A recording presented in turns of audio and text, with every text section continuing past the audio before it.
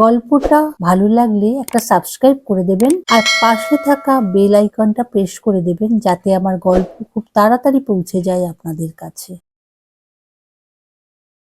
আজকের গল্প চমৎকার, লিখেছেন দেবকমল চক্রবর্তী।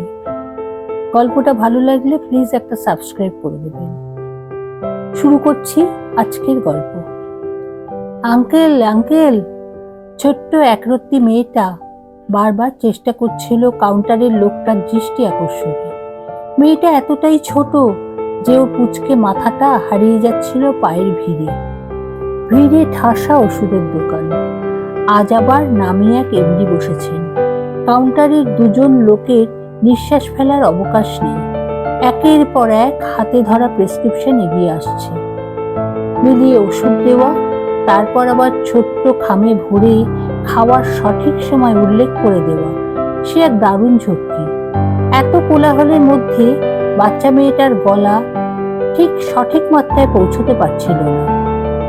হঠাৎই ঠকাস করে একটা শব্দ। দৃষ্টি আকর্ষণের দারুণ এক রাস্তা বেছে নিয়েছে ছোট্ট একরত্তি শিশু।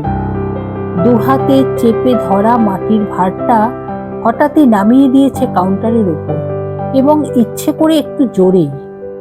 তাকাতেই হলো কাউন্টারের আঙ্কেলকে। মিষ্টি হেসে প্রশ্ন ছুড়ে দিলেন বাচ্চাটার দিকে, ওই বিরক্তি করছিস কেন রে তখন থেকে? আর ওই লক্ষ্মীর ভাড়টা সাথে এনেছিস কেন?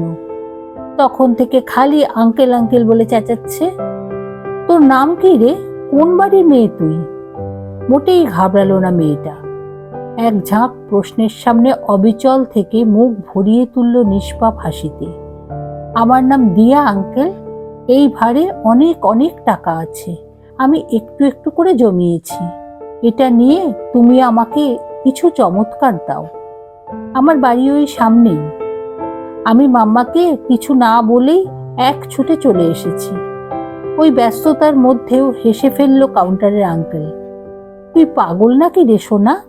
এটা ওষুধের দোকান মা, এখানে তো চমৎকার বলে কিছুই পাওয়া যায় না।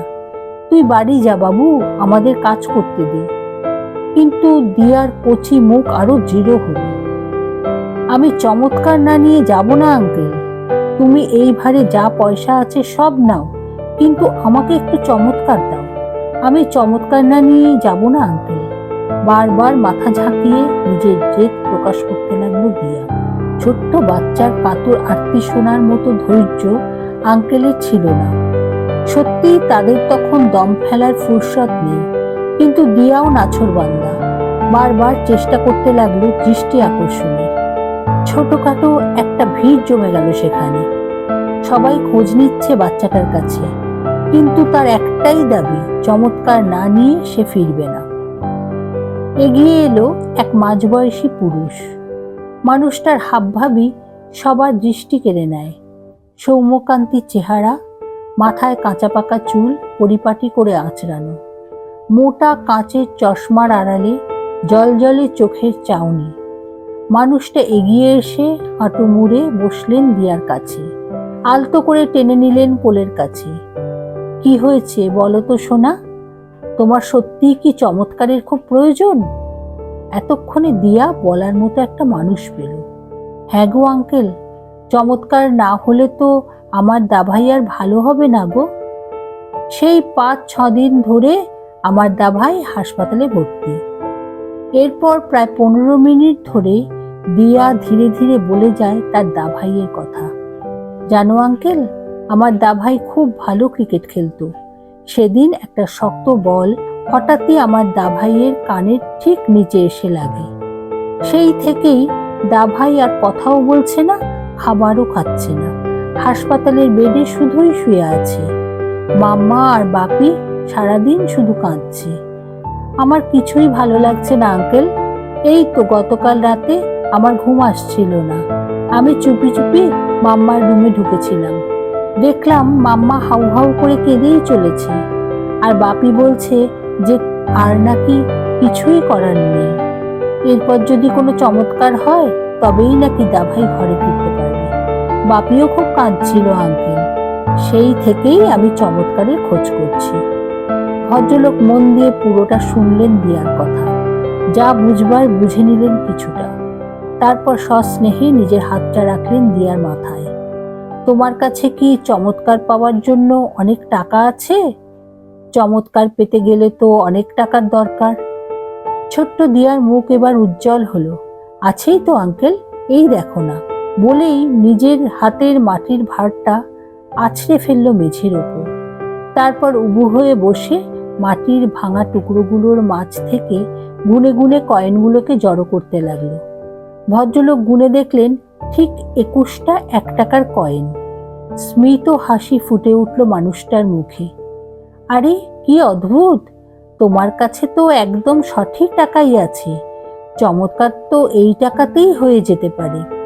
চলো তোমার সাথে আমি তোমার বাড়ি যাই।